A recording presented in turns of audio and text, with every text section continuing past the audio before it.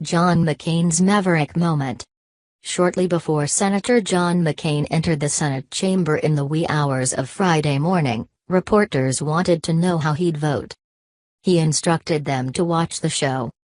Cryptic calls, lip reading and a thumbs down, behind McCain's dramatic vote.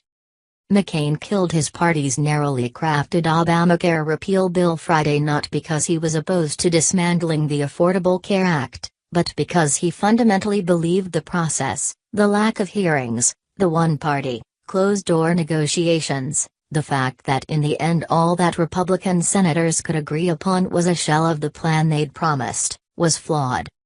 It was a result that may have been hinted at earlier in the week.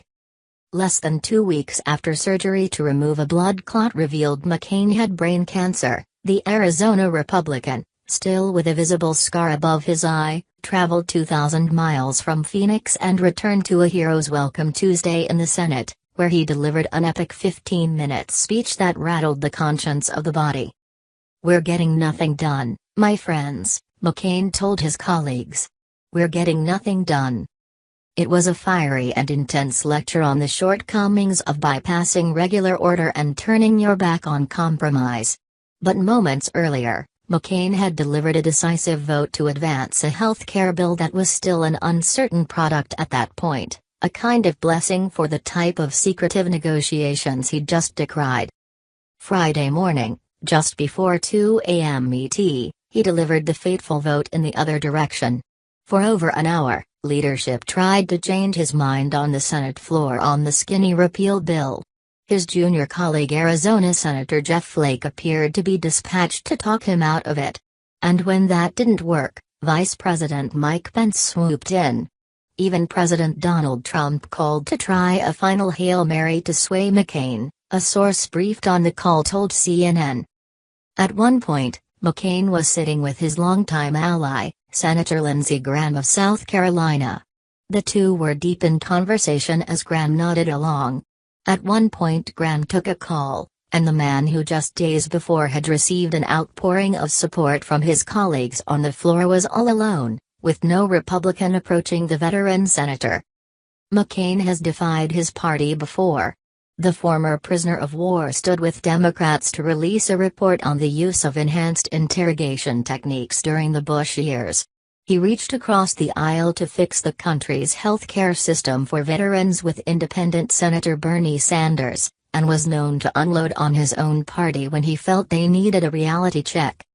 But Friday's vote may be one of his most memorable moments. In the end, the senator voted against a bill that would have repealed the Affordable Care Act's individual and employer mandates, despised by Republicans, and against his party's 7-year campaign promise to dismantle President Barack Obama's signature legislative achievement. Instead, McCain took a vote that very well may rechart the course of Trump's own legislative agenda. Trump, of course, had insulted McCain back in 2015. "He is a war hero because he was captured," Trump said in a question-and-answer session in Iowa. "I like people that weren't captured, okay? I hate to tell you. He is a war hero because he was captured. Okay, you can have, I believe perhaps he is a war hero." Earlier this week, after McCain's vote advancing the health care bill, Trump was far kinder. "So great that John McCain is coming back to vote. Brave, American hero. Thank you, John," Trump tweeted. McCain promised a show on the way in, and delivered. Reporters and observers in the gallery watched his every movement as he spoke to various senators. At one point, he even huddled with Democrats. As he was speaking to Senate Minority Leader Chuck Schumer and Senator Dianne Feinstein, other Democrats came closer and closer, forming a large half-circle around the former Republican presidential nominee, who, make no mistake, has worked to thwart Democratic ambitions over the years as well. "John McCain is a hero and has courage and does the right thing," Schumer said afterwards. Senator Chris Coons, a Democrat from Delaware, had a feeling even earlier in the day that McCain may be on his side this time. "We had a brief conversation that was intriguing, and then several other senators also had other conversations with him. He was sort of leaving little hints, here and there, Coons said. After the vote, Senate Majority Leader Mitch McConnell lamented the end result, McCain joining Republican holdouts Lisa Murkowski and Susan Collins in ending the Obamacare repeal dream for the moment.